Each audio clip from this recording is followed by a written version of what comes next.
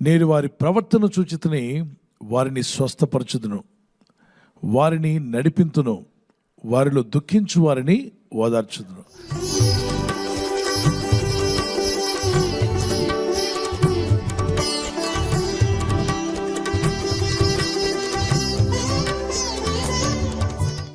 I have seen his ways, the suffering, ఆ బాధలు ఇబ్బందులు నేను చూశాను కాబట్టి నేను అతను ఊరుకోను, నేను అతను బాగు చేస్తాను, నేను అతను స్వస్థపరుస్తాను.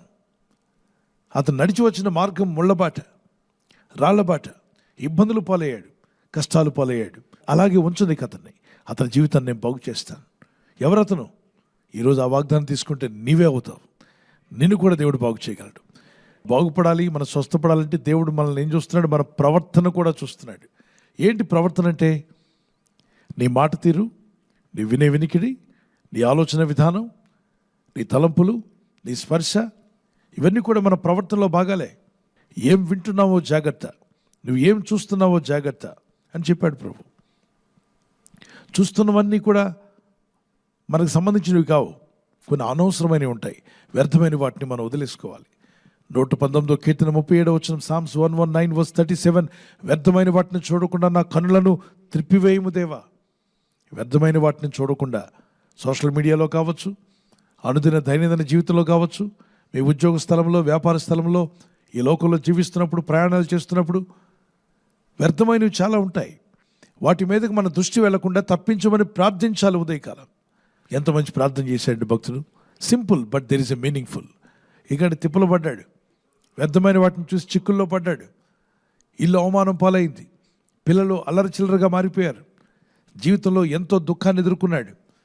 రాత్రంతా ఏడిస్తే ఆయన పరుపు కొట్టుకుపోయిందట, అంత కన్నీళ్ళు వచ్చాయట. మీరు ఎప్పుడైనా ప్రార్థన చేస్తే మీ కన్నీళ్లకు కచ్చిపైన కొట్టుకుపోయిందా? గట్టి చెప్పండి. ఆయన ప్రార్థన చేస్తే పరుపు కొట్టుకుపోయేంత బాధ. దేవా నాకు ఎందుకు జవాబు ఇవ్వట్లేదు నేర్చాడు.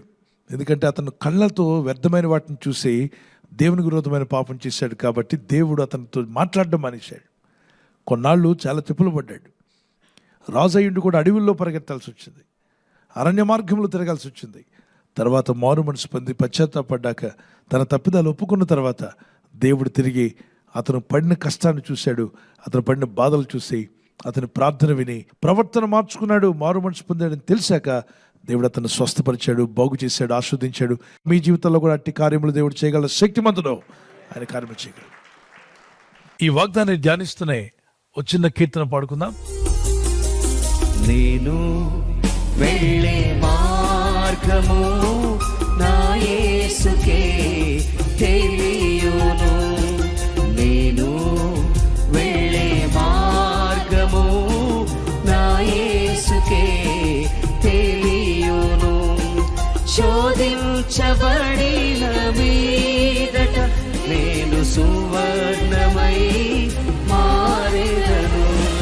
శోధించబడిన మీదట నేను సువర్ణమై మారెదను. నేను వెళ్ళే మార్గము నా యేసుకే తెలియును. నేను వెళ్ళే మార్గము నా యేసుకే తెలియును. కడలేని కడలి తీరము ఎడబాయ కడకునా బ్రతుకునా.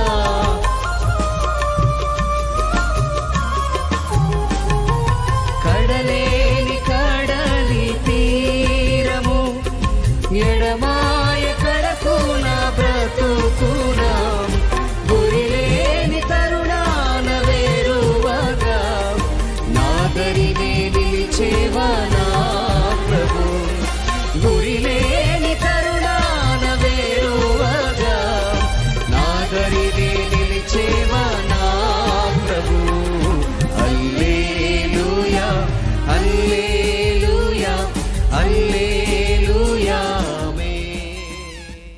జీవితంలో దుఃఖము, బాధ, వేదన, నువ్వు ఏ మార్గం గుండా వెళ్ళావో, ఏ మార్గం గుండా నడుస్తున్నావో, ఏ పరిస్థితుల్లో నువ్వు జీవిస్తున్నావో, నీ స్థితిని నేను ఎరుగుతున్నట్టున్నాడు. నేను నిన్ను బాగు చేస్తాను. ఆగురు ప్రార్థించాడు, వ్యర్థమైన వాటిని, అబద్ధములు నాకు దూరం చేయమని. 24వ కీర్తన 4-5 వచనాల్లో వ్యర్థమైన వాటి మీద మనసు పెట్టువాడు యెహోవా చేత ఆశీర్వాదం నొందడు అని రాసింది. అంటే దేవుని మీద మనసు పెట్టకుండా వ్యర్థమైన వాటి మీద మనసు పెట్టు కూర్చుంటే దేవుని ఆశీర్వాదాలు రావు. నీకు రావాలి అంటే ఖచ్చితంగా నీ మనసును వ్యర్థమైన వాటి మీద నుండి తీసి దేవుని మీద పెట్టడానికి ప్రయత్నించాయి. ఆ స్పాంజ్ నేచర్ తెలిసినప్పుడు దాన్ని మురికి నీటిలో పెట్టి ప్రార్థన చేయడం కాదు, దాన్ని శుభ్రంగా తీసి కడిగి శుభ్రపరిచి మంచినీటిలో వేయి. మంచినీరు దేవుని వాక్యం, దేవుని సన్నిధి, ప్రార్థన, ఉపవాస ప్రార్థనలు, ప్రభుని ఆరాధించుట, వాక్యోపదేశాలు వినడం. ఆయన వాక్యాలు మంచివి. మన జీవితాలు దేవుని మీద పెట్టినప్పుడే ఆ మంచిని మనం రిసీవ్ చేసుకోగలమన్న వారు దేవునికి స్తోత్రం చెప్పగలరా? నేను వారి ప్రవర్తన చూచితని వారిని స్వస్థపరచుదును, వారిని నడిపించుదును, వారిలో దుఃఖించు వారిని ఓదార్చుదును. ప్రార్థన చేసుకుందాం. ప్రభువా, నా ప్రవర్తనలో మార్పును నేను చూడాలనుకుంటున్నాను తండ్రి. వారి ప్రవర్తన నేను చూచితని వారిని నేను స్వస్థపరచుదును అన్నావు. Let me not see the things which are vain in through my eyes, Lord. ప్రభువా, వ్యర్థమైన వాటిని నా కన్నులు చూడకుండా నేను మార్చుకుంటాను. Take away vain things from my life, Lord. My God. వ్యర్థమైన వాటిని నా జీవితంలో నుంచి తొలగించండి నాయనా. Let me not keep my mind on things which are vain. వ్యర్థమైన వాటి మీద నా మనసు నిలపకుండా సహాయం చేయండి. Lord, you said that you will bless those who turn to you, Master. ప్రభువా, నీ వైపు తిరిగిన వారిని దీవిస్తానని మీరు చెప్పారు. You promise that those whoever follow you, those whoever turn to you, you will bless them, Lord. దేవా, నువ్వు వాగ్దానం చేశావు, నీ వైపు తిరిగిన వారిని, నీ తట్టు తిరిగిన వారిని దీవిస్తానని. Set right my heart, O God. నా హృదయాన్ని స్థిరపరచు Set నాయనా. right my mind, O God. నా హృదయాన్ని, నా ఆలోచనలు మార్చండి. Set right my family, O God. నా కుటుంబ జీవితాన్ని స్థిరపరచండి. నీ సహాయం వచ్చునుగాక. ఈ రోజు ప్రార్థించి ప్రయత్నించబోతున్న శంకుస్థాపన అయిన, గృహప్రవేశమైన, ఒక బిజినెస్ ప్రారంభిస్తున్నా, ఉద్యోగ ప్రారంభానికి వెళ్తున్నా, ఒక మంచి కార్యక్రమాన్ని ప్రారంభిస్తుండగా, నేను వారి బిడ్డల వివాహం కొరకు ప్రయత్నాలు చేస్తుండగా, వారు చేస్తున్న ప్రయత్నాలు ఫలించలాగున మీ దూతలకు ఆజ్ఞాపించండి. ఎవరైనా హాస్పిటల్లో ఉన్నా, ఐసీయూలో ఉన్నా, ప్రభు, ఎవరైతే సీరియస్ కండిషన్ లో ఉండి బాధపడుతున్నారో వారికి యేసు నామములో స్వస్థతను అనుగ్రహించండి. కృంగిపోయిన వారిని లేవనెత్తండి. మీ గాయపడిన హస్తమును చాపి వారికున్న సకల రోగాల నుండి విడుదల ఇచ్చేయి. వారిని లేపి నడిపించడాన్ని సాక్షులుగా నిలబెట్టుకోండి. ఈ ఉదయకాలం ప్రతి రోగి యేసు నామములో స్వస్థత నొందునుగాక. తండ్రి, ఈ దినం ఎవరైతే ప్రయాణమై వెళ్ళబోతున్నారో, అది రైలు మార్గమైనా, ఆకాశ మార్గమైనా, బస్సుల్లో, వాహనాల్లో, ఎక్కడ ప్రయాణం చేస్తున్నా, రోడ్డు మార్గంలో ఏ వాహనంలో వారు ప్రయాణం చేస్తున్నా, ఈ ప్రజలకు కాపాడే దూతలను పంపండి. ఉదయం బయలుదేరి సాయంకాలం ఇంటికి వచ్చేంత వరకు నీ కాపుదల, కాపాడే దూతల యొక్క సహాయము నీ ప్రజలకు దయచేయమని అడుగుతున్నాను. నీ దయా, నీ ప్రేమలు వీరిని వర్ధిల్ల చేయమని, ఇదిగో వీరందరినీ చేతికి అప్పగించుకుంటూ ఈ కృపావర్తను బట్టి దినమెల్లా నీలో ఆనందించి సంతోషిస్తూ ఎదురయ్యే ప్రతి సవాలు జయించే కృపనిమ్మని క్రీస్తు యేసు నామములో అడిగి వేడుకుంటున్నాను నా పరలోకపు తండ్రి. ఆమేన్, ఆమేన్.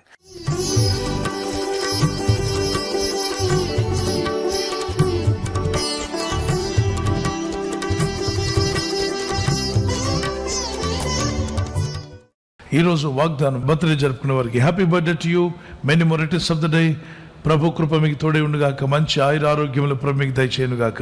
మీకు వాగ్దానము ఐజియా చాప్టర్ 60:2, యెషయా గ్రంథము 62. యెహోవా నీ మీద ఉదయించున్నాడు, ఆయన మహిమ నీ మీద కనబడుచున్నది. దేవుని మహిమ మీ మీద కనబడాలి, ఆయన సన్నిధి, ఆయన వెలుగు మీ మీద ప్రకాశించాలి. అది మా ప్రార్థన. ఈ వాగ్దానం పట్టుకొని ప్రేయర్లో ఉండండి. Lord rises upon you and his glory appears over you. May God bless you with this promise as you enter into a new year. May God's presence be with you. God bless you and keep you. Amen. అలాగే wedding anniversary జరుపుకున్న వారికి many more returns of the day. ప్రభు మిమ్మల్ని దీవించునుగాక. భార్య భర్తల మధ్యలో ఐక్యత, ఏక మనసు, ప్రేమానురాగాలు ప్రభు దయచేయాలి మా ప్రార్థన. ప్రభు రాకడ ఆలస్యమైతే సిల్వర్ జూబ్లీ, గోల్డెన్ జూబ్లీ, అలాగే ప్లాటినం కూడా జరుపుకునే కృప దేవుడు మీకు ఇచ్చునుగాక. మీ ఇద్దరి మధ్యలో ఐక్యత ఉండాలని విలాప వాక్యములు 3:25, Lamentations chapter 3:25, the promise of God says like this: తన్ను ఆశ్రయించిన వారి ఎడల యెహోవా దయాళుడు, తన్ను వెదుకు వారి ఎడల ఆయన దయచూపును. యెహోవాను ఆశ్రయించిన వారి ఎడల ఆయన దయాళుడు, తన్ను అనగా దేవుని వెదుకు వారి ఎడల ఆయన దయచూపువాడు. మీరు ఆ విధంగా ఉండాలి. దేవుని దయను మీరు పొందుకోవాలి. The Lord is good to those who hope in him and to one who seeks him. Thank for watching. Please subscribe, like, comment and share.